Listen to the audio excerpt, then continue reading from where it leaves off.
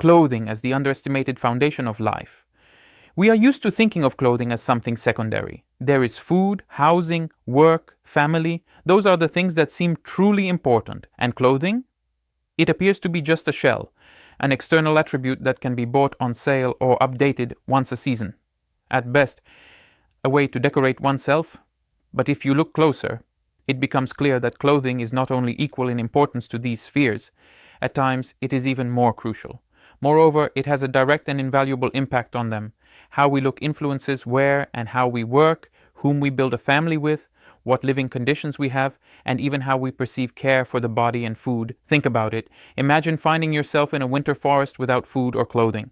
Without food, a person can survive for several weeks. Without clothing, not even a few hours. Clothing is the first line of protection, even before food or water. It keeps us warm, helps us survive heat, rain, and wind, both in the city and in nature. Without clothing, a person is vulnerable, biologically, socially, and psychologically. That is why, in human history, clothing appeared as early as fire or tools. The problem of a fragmented view. Today, everyone has clothing, but understanding what it means and how it affects life is still lacking. We use clothing without system or awareness. We choose it by habit or random taste. We spend money on things we don't need. We store piles of clothes we never wear. We try to look good without understanding what that really means. We copy other people's looks without asking if they suit us. The main issue is that most people lack a holistic view of clothing and appearance in general.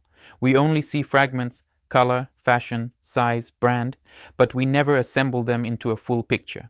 From this arise a whole series of consequences. Chaos in the wardrobe becomes chaos in the mind. The morning begins with irritation. I have nothing to wear. Financial losses, tens or hundreds of dollars, are spent on clothes that don't work. Communication errors. Clothing creates first impressions in seconds, determining how others will read us. Social barriers. Someone doesn't receive invitations, positions, or trust simply because their appearance doesn't match expectations. Loss of confidence. Clothing that feels not ours acts like an invisible weight, preventing us from feeling like ourselves. The undervalued power of clothing influences life far more than we think. It plays a key role in careers, from job interviews to negotiations. It shapes relationships. It can attract or repel even before words are spoken. It affects health. Poor fabric or fit can harm posture, skin, and breathing. It impacts family economics. A thoughtful wardrobe saves money. A chaotic one destroys budgets. It even touches psychological resilience. In the right clothes, we feel stronger.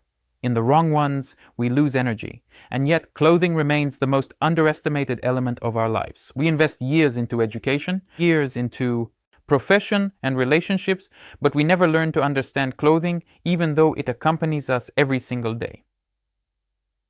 Why it is important to study clothing as a whole. We often think, I know what looks good on me. But that knowledge is usually intuitive and fragmented. In reality, clothing is not just fabric and cut. It's the entire external image. Clothing, face, body, gestures, posture, skin tone, body lines, accessories, hairstyle, even inner state.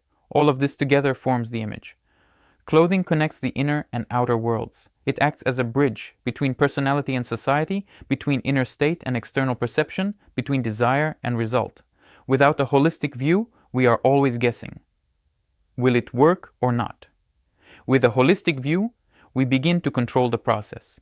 If these ideas resonate with you, give this video a like. Welcome to Apparellogy. This is just the beginning.